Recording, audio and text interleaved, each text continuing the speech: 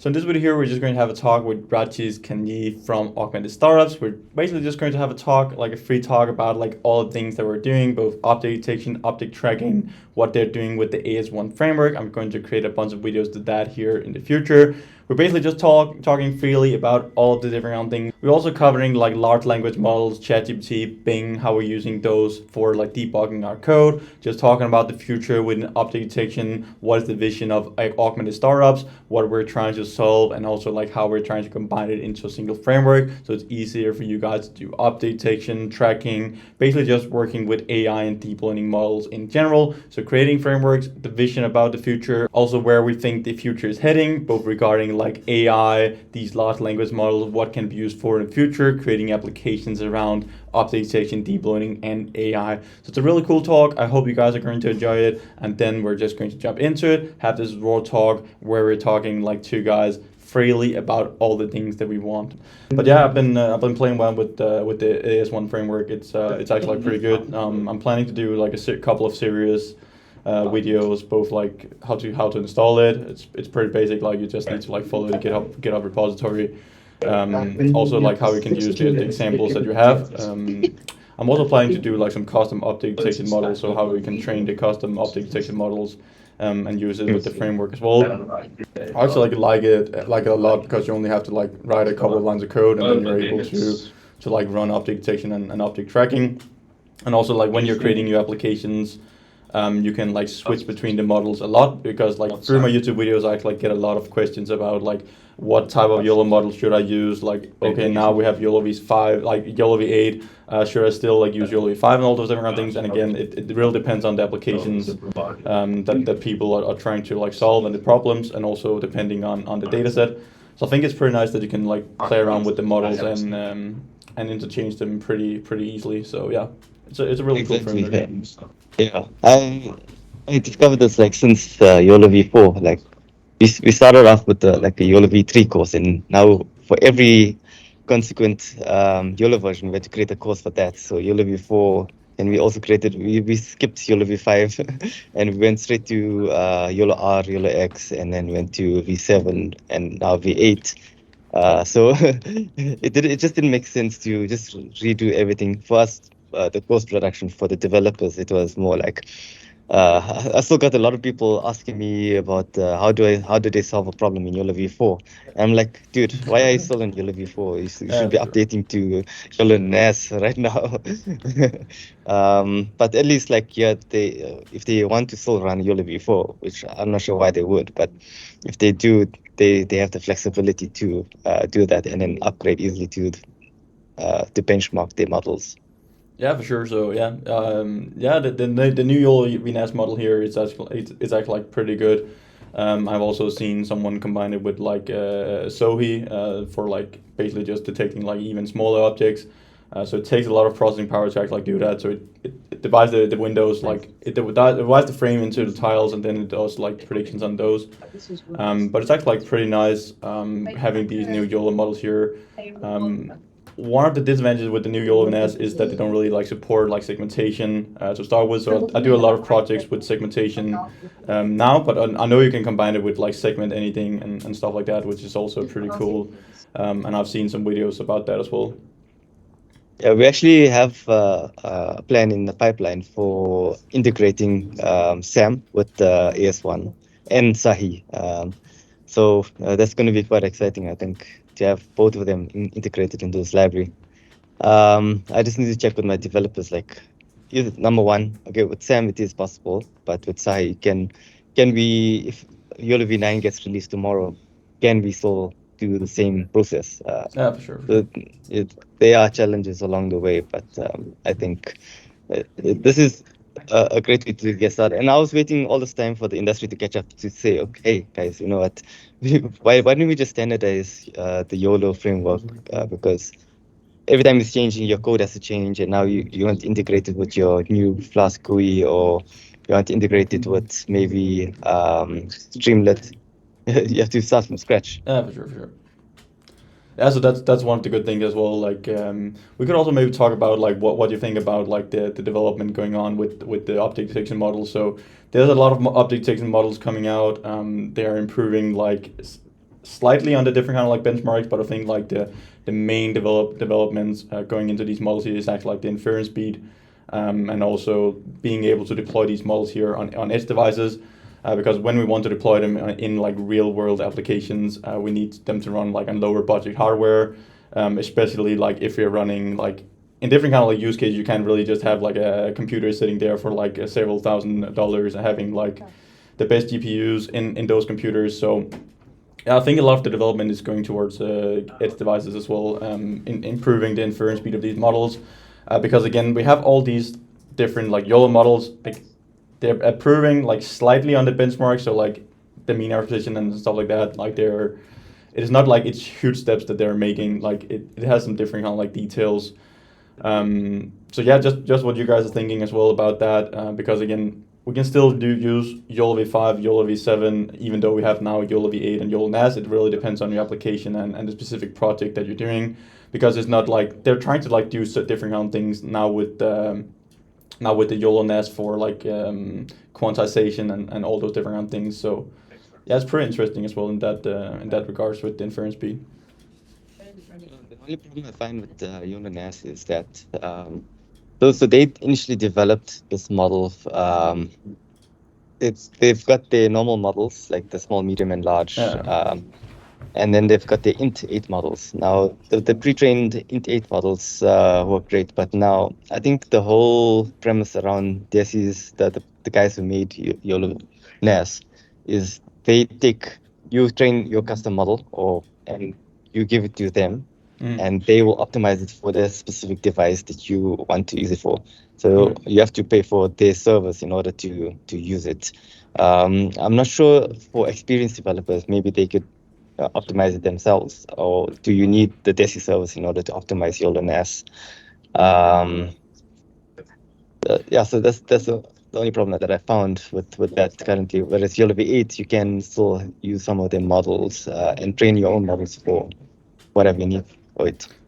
Yeah, for sure. So also what I found like when I've been playing around with the YOLO NAS model, I've also talked with their developers about it.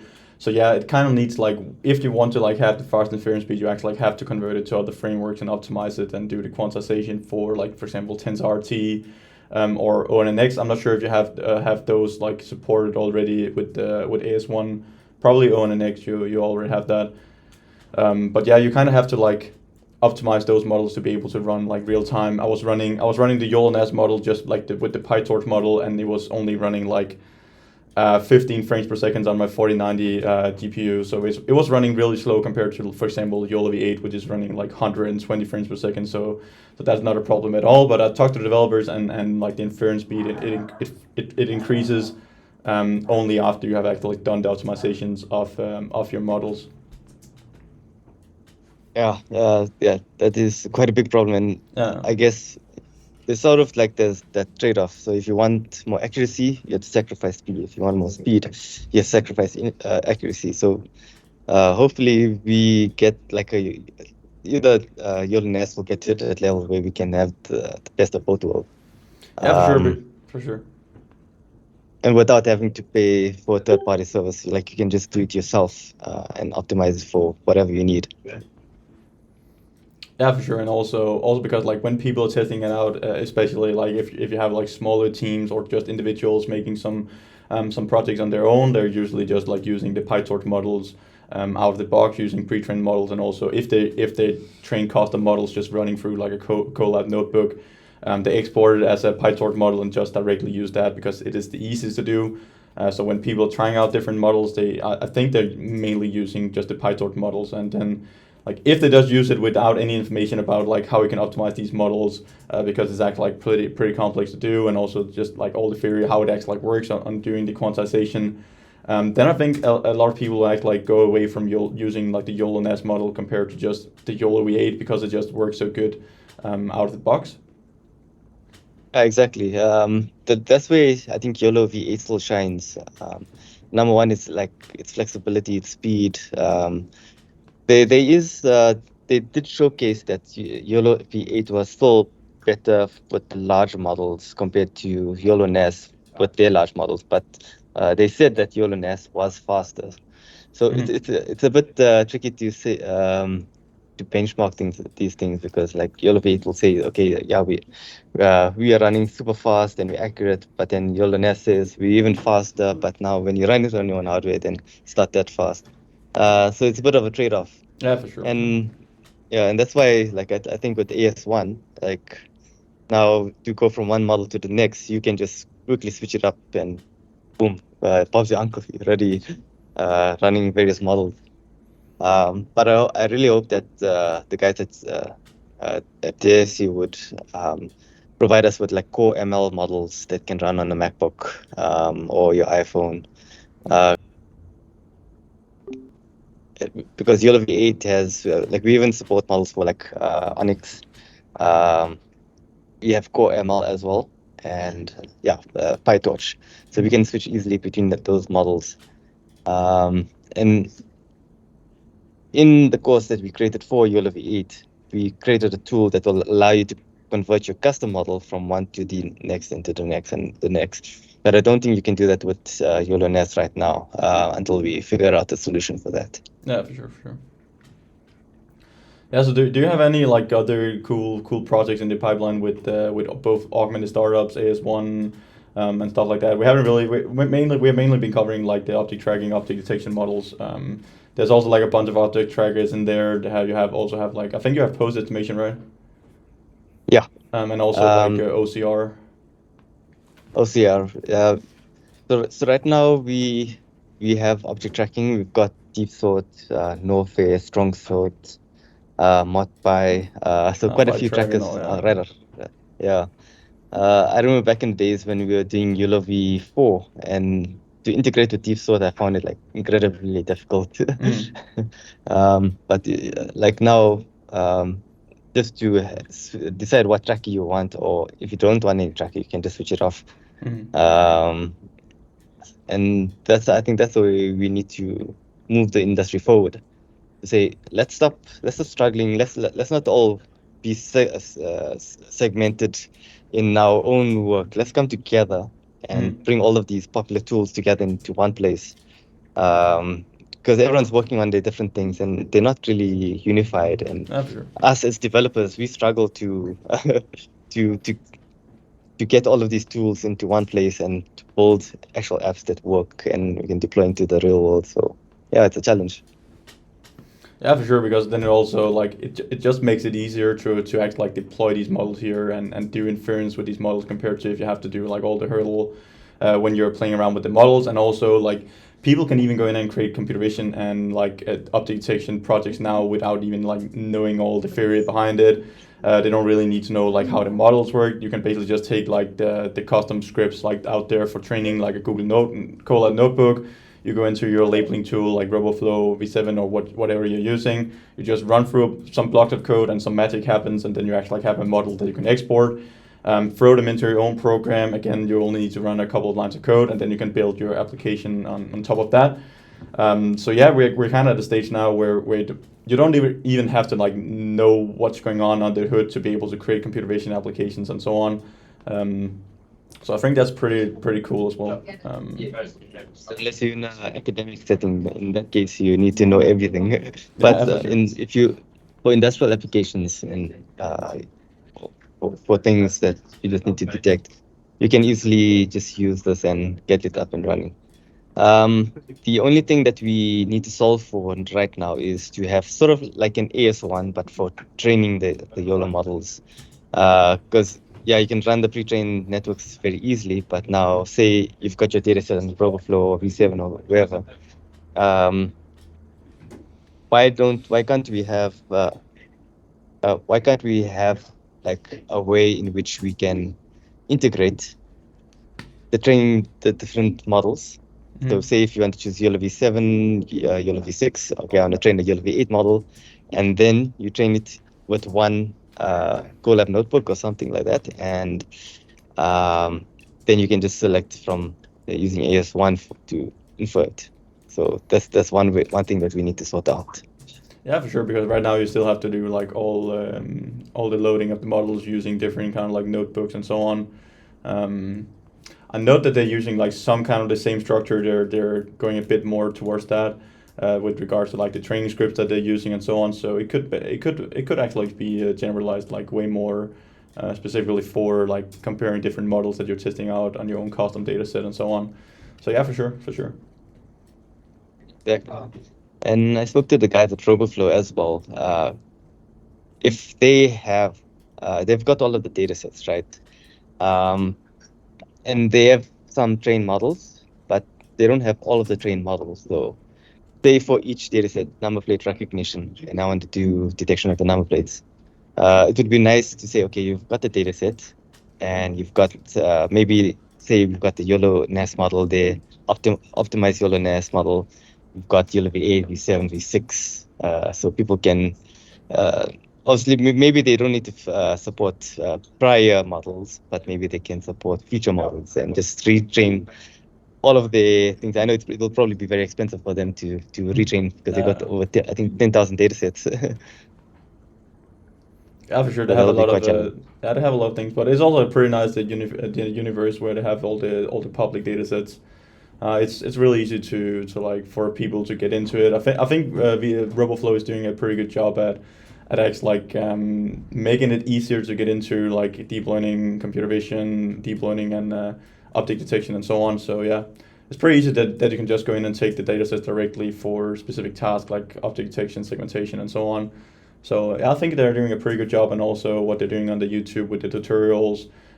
They are also like creating a lot of the notebooks for running the custom object detection for different models, not only like the YOLO models but also like the FART, RCNN, and segmentation models and so on. So yeah, I think they're doing a pretty good job Yeah, at helping exactly. people. There's some really great tutorials, and I've noticed that they're quite proactive in terms of like the latest technologies and introducing like SAM, talking about SAM, and also um, Dino V2 and stuff like that. So they're quite up to date when it comes to the industry, and comparing them to like other vendors, like they they have aced their user interface. Uh, their workflow is very easy to use. So that's why we even use them inside our courses because Mhm. they're so easy to use and it's seamless. Yeah, for sure. And also just like I just find it so easy that you can just go in and choose the format that you want to export it as, and then just like copy paste the code snippet, and you will basically have your data set imported into your Colab notebook or like whatever you're using or your local machine. Where I find some of the other Mhm. frameworks like you either have to like export the whole data set or use some kind of like other interface for actually like getting your notebook into the Colab notebook, and then it also takes more time to actually like extract the data set and so on.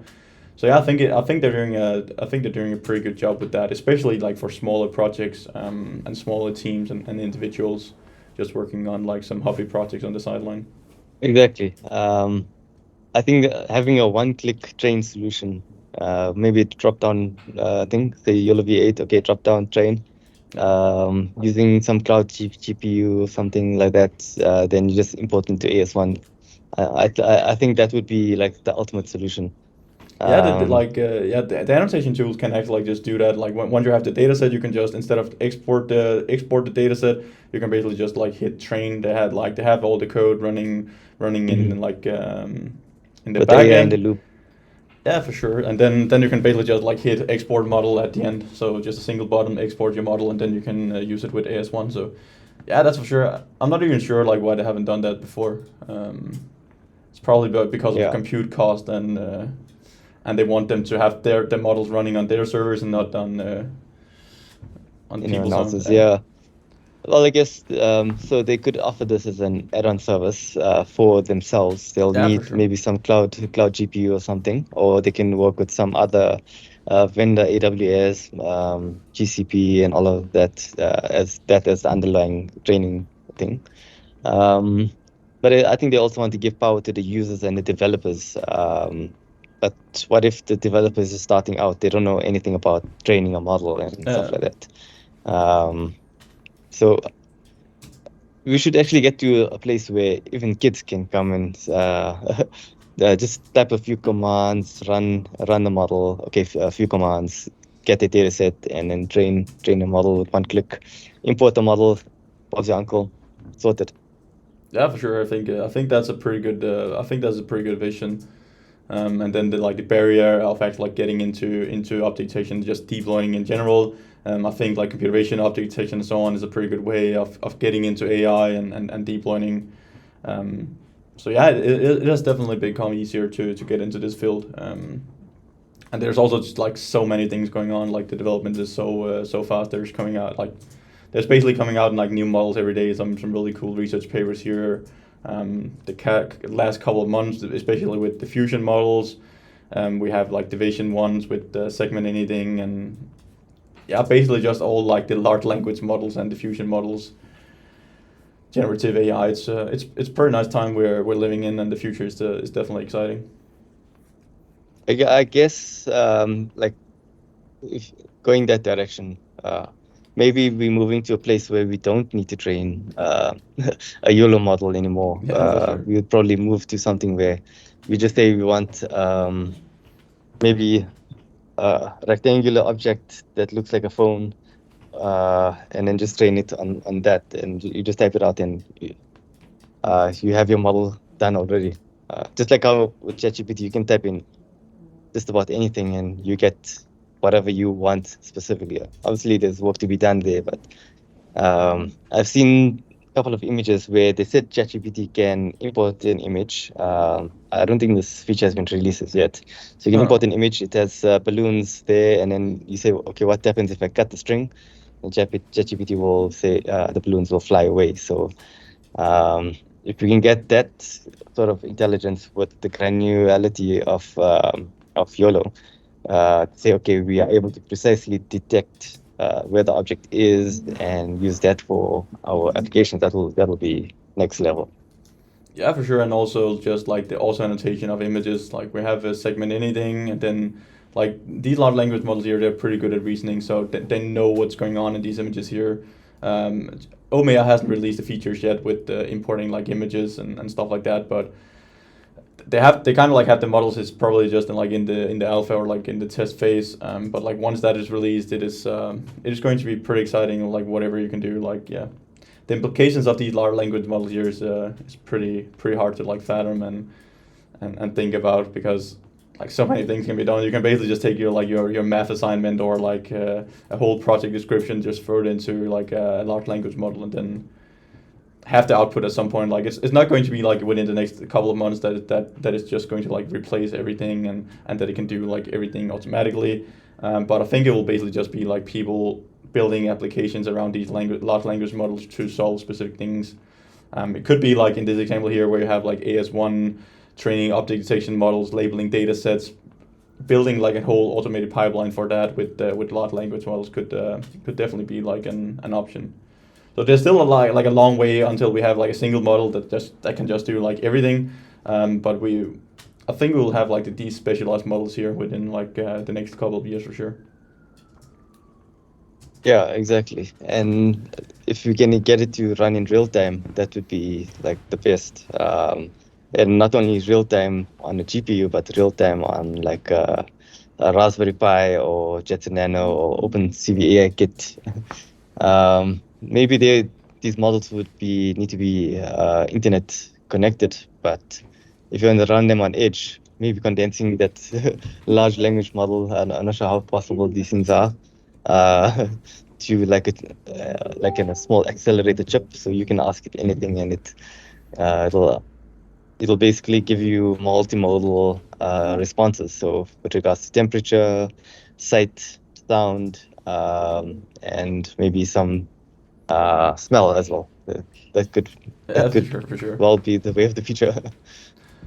Yeah, for sure. Like then we probably don't even want like need like YOLO models anymore. If you just have like a large language model, just throw an image into it, tell me where these objects are in the image, and then it will basically Mm, be an object that takes itself. So yeah.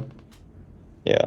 We actually did an application recently at Augmented Startups. We integrated the AS1 library with YOLO V8. We integrated it with ChatGPT, and it was able to detect all the different vegetables, feed that ingredients into your recipe, and then we were able to we actually made that recipe on camera. That's pretty nice. Yeah. Yeah, didn't come out the best, but yeah, it was an interesting experiment to do. Yeah, there's a lot of applications and cool projects that can be built around it.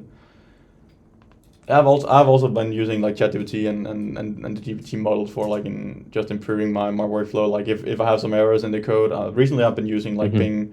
I definitely need to like test out the ChatGPT with the new plugins as well. But Bing has like internet access and have had that for some time now. So it's pretty good for like debugging also because like most of the bugs that we get when we're using like these models here, because these frameworks are getting updated so often. You kind of need like real time data because like people can update the frameworks like in the last couple of days and then your program doesn't really work anymore. I was just like looking at some spaces on Hugging Face as well. And most of them are actually like just having runtime errors right now because a framework were updated with the like the Midas model for depth estimation. So then a lot of spaces because a lot of spaces are using the Midas model for depth estimation. So yeah, it was not really running all these spaces. So yeah. Yeah, I think that's quite interesting. Also, you mentioned depth as well, and I had people asking me, would we also integrate depth into AS1? Like maybe like implement like a mono depth algorithm on top of that. I'm not sure what performance you'll get on that, but it would be pretty cool to get not only the location of the object, but also the Z axis, the how far is the object from your camera. Yeah, for sure. It's, In that. I think it'll make sense. Like it is pretty good for like some specific situations, especially like if you just want to get like the relative depth information away from your camera. Like you won't really get like absolute depth values. You also like the depth maps also depend on your camera specifications and so on. But it can be useful for some different applications where you just want to know like the details about your scene. It could be for like like some basic obstacle avoidance, for example, if you just want to create some basic obstacle avoidance algorithm, you just want to know like roughly where are the objects with respect to your camera, then you can definitely use it for that, and that is pretty cool also. Yeah. Yeah. I haven't used Bing for debugging my code. I mostly use ChatGPT, but ChatGPT you go around in circles. Like okay, you run the code and you tell it that doesn't work. I'm getting this error, and you go Um, around and around and around. I don't know. How's your experience with using Bing for yeah, that? like I find Bing like way better because it basically has internet access. I know that ChatGPT has that now as well. I think. So yeah, like Bing is pretty good. I've been using it for like I think it like the last month here. But the good thing about Bing is that it actually like throws references to the actual like Stack Overflows and different kind of like resources if you're debugging something from NVIDIA, converting models and so on. It actually like throws references to the places where it found the information. I find that it's better to actually like do the iterations of the box. If it doesn't really work, it comes up with other solutions. And also, if you just ask it out, it actually like comes with multiple solutions that could be like a solution to your problem at the exact same time. So I actually like find it better, and also just because it's more up to date with real time data, as we talked about, like a lot of the dependencies and frameworks they're getting updated. So the errors that they got like even just like a couple of months ago, like they're not really reliable or useful anymore. Yeah. And I think that's the problem with ChatGPT because it's frozen in 2021, so it's getting code that's outdated. But like for say for content creation or just like say if you want to generate an article, I think ChatGPT works quite well. If you want to find answers quickly and concisely, then I think Bing is quite great for that. Like Bing is very concise. Like it'll try and be very conservative in its responses, whereas ChatGPT will give you like a whole essay for even if you just Uh, like one line. And I found a problem with ChatGPT is that like I'll say, okay, give me a 200 word uh, content on this one piece, then it will actually go to like 400 or 500. yeah. And then even if you say condense this, then it will still give it like maybe 300 or 400. So some cases it hiccups. Yeah, for sure. But both the models are running like on GPT-4, but I think they have released like the internet access version on Bing before, just for the sake of people switching over to Bing instead of Google and all the other different like search engines. So I think they released the features from the GPT models in advance for the like Bing browser.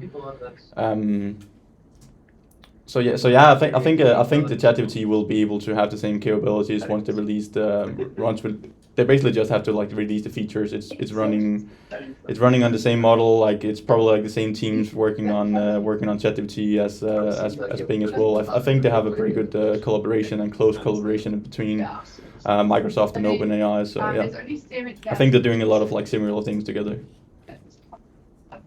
What do you think of Bard? Have you tried it out, or is it just No, like in the back burner? I haven't tried it out. No, have you? Yeah. I just asked you a few questions, and the first question I asked, are you better than ChatGPT? So the result it gave me was it was an honest response. They were like, we are not better than ChatGPT, but we are trying to implement. We're just experimenting at the moment. We are working on being up to standard and all of that. But yeah, it was quite it was quite conservative.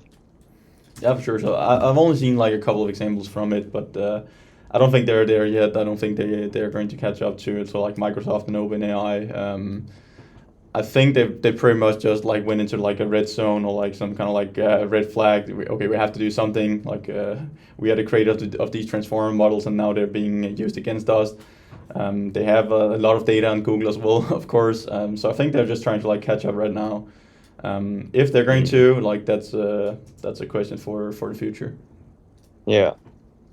What I can't wait for, and they've been incredibly silent about the whole thing. Like you won't hear anything about this, but like Apple's AI, it's we all know it's coming. Or we all know that they need to have like a Siri improvement, mega Siri improvement. Yeah, for sure. Like Um, it's really bad. yeah, but let's hope they announce it at WWDC this year. They kind of have to, yeah. They kind of have to. Mm, There's not a lot of AI coming out of Apple, yeah, except their image processing. yeah. The image processing is the best. Yeah, But when it comes to the Home Assistant, there's a big disjoint in that whole thing. yeah, for sure. And they have the resources. They probably also have like the data. So yeah. Exactly. Yeah. So yeah. Do you have like more things we can talk about or? Um, I can run you through to our YOLO NAS course that we're going to be launching soon. Yeah, we can do that. Like if you're okay with that being public available, yeah.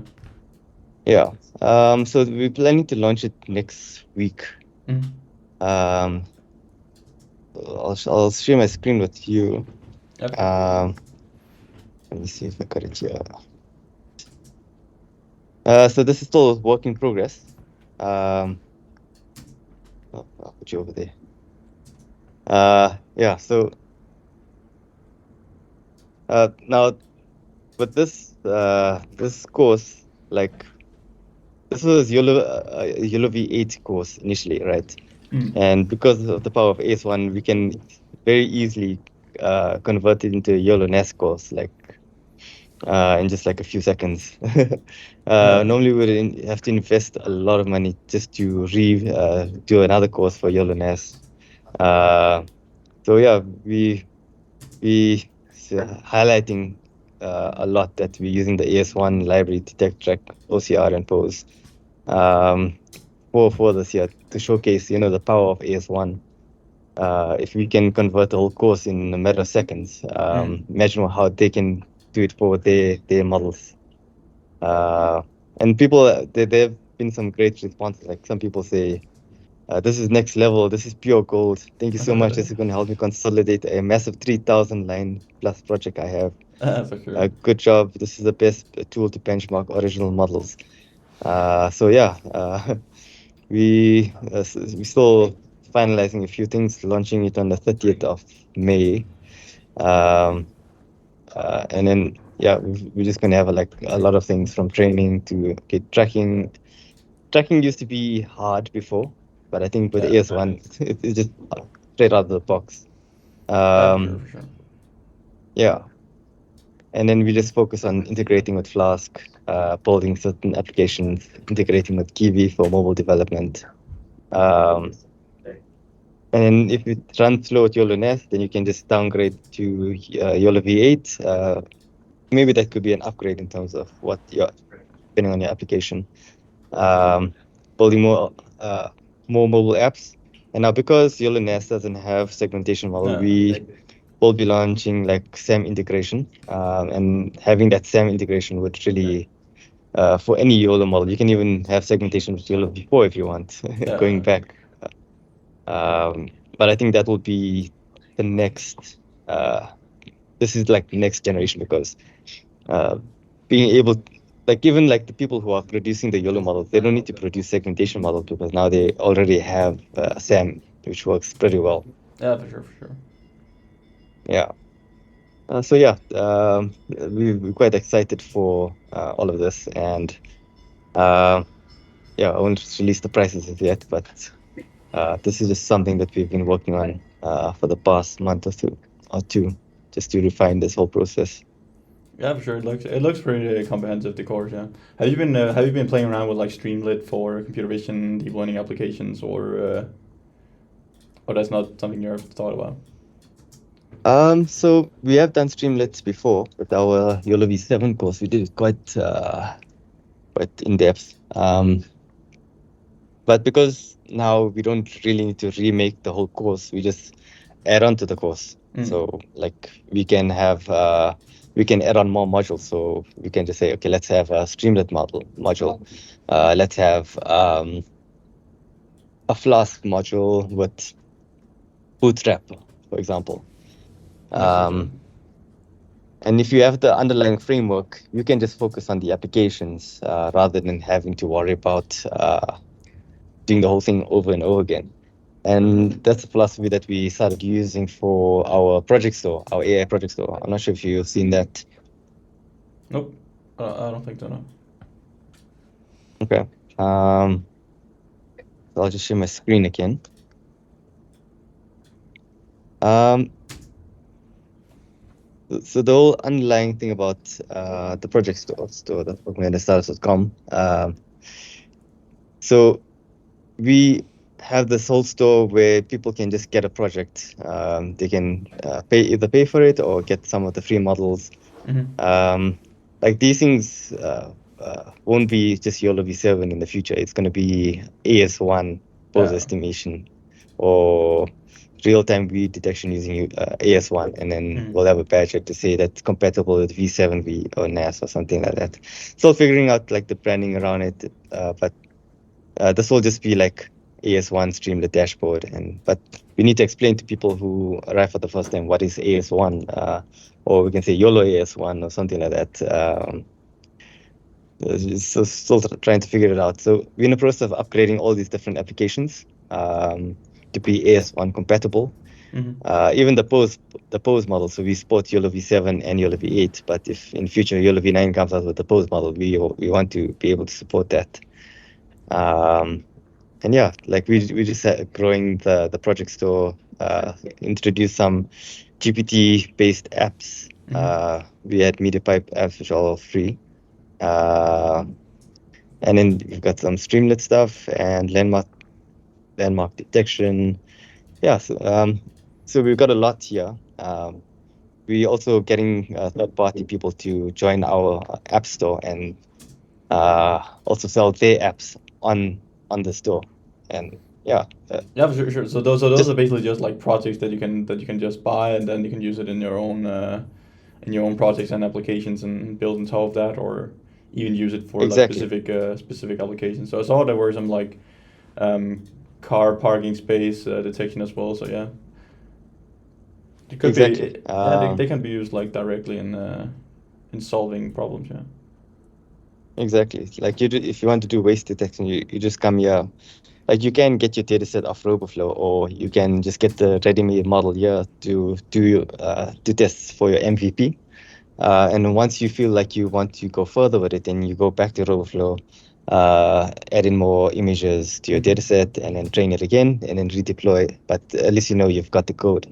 Yeah, for sure. And it's once we have AS1 integration, it should be future-proof. For sure, yeah. That's pretty awesome, yeah. Thanks.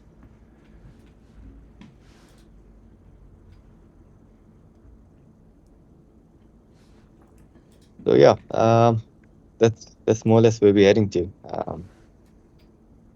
Yeah, I'm sure. Like it sounds pretty good. Like there's a lot of things. There's a lot of things in the pipeline. You're doing some amazing stuff for like both the CV and also the AI community.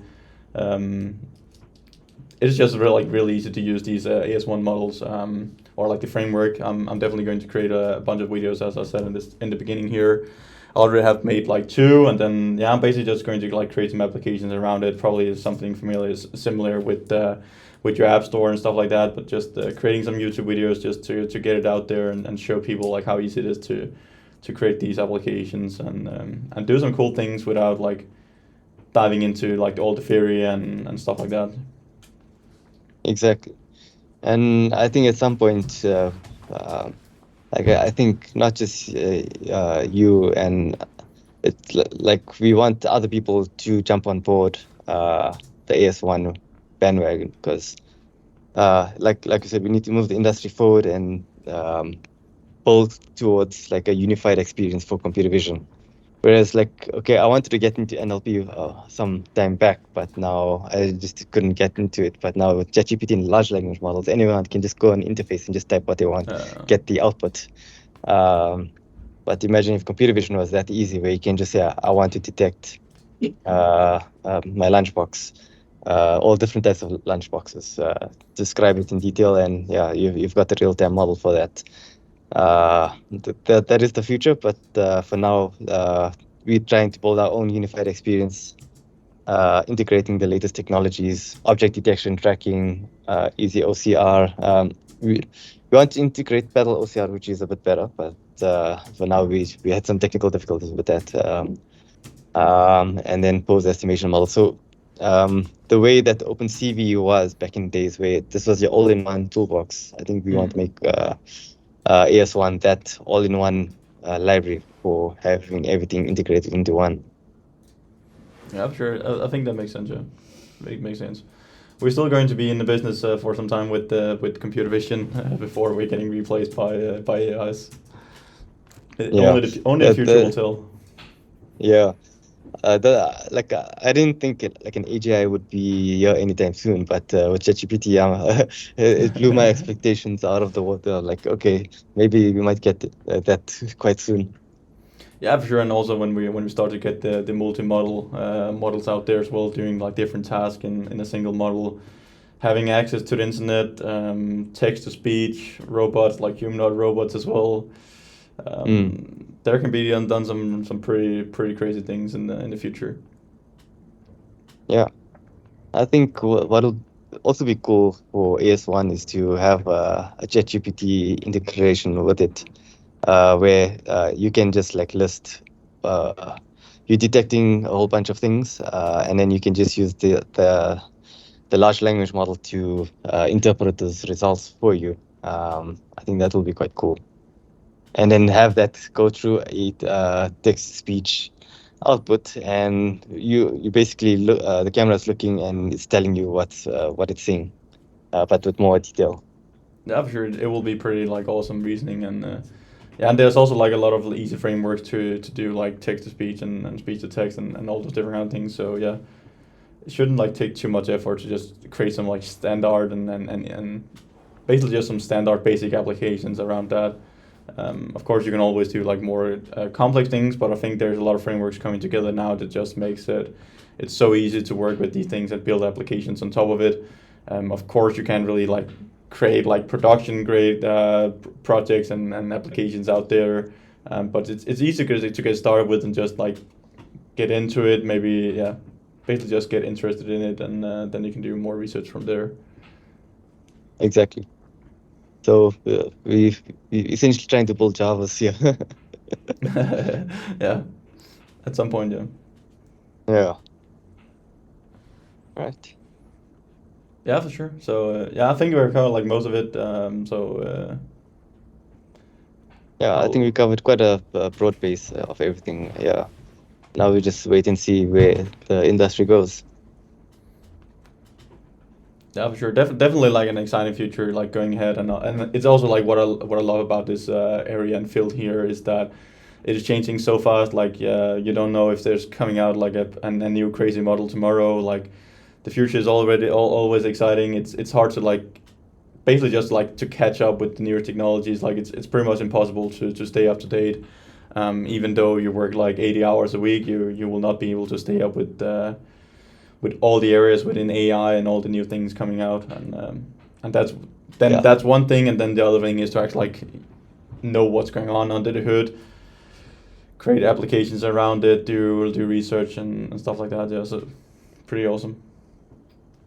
I think I myself have struggled with that. Like I've been seeing so many tools being released, and I'm like, I can't even keep up. Like I have to do a blog post and a YouTube video for all these different tools. Uh, It's so difficult unless you like dedicated. Okay, if you can do like one model a day, that would be enough. But like there's 10 to 20 tools getting released every single day. Like so that's you scroll down on LinkedIn, you're like, oh my God, there's so much. uh, and then when you haven't like looked into it like for a week, it's just like, oh, I've just missed out on like several years. I'm just Yeah, completely behind now. yeah. And then you cover one in detail, then you even want to create a course on it, but you can't because now 20 other tools come out and they replace that one tool that you worked on. Yeah, that's true. That's true.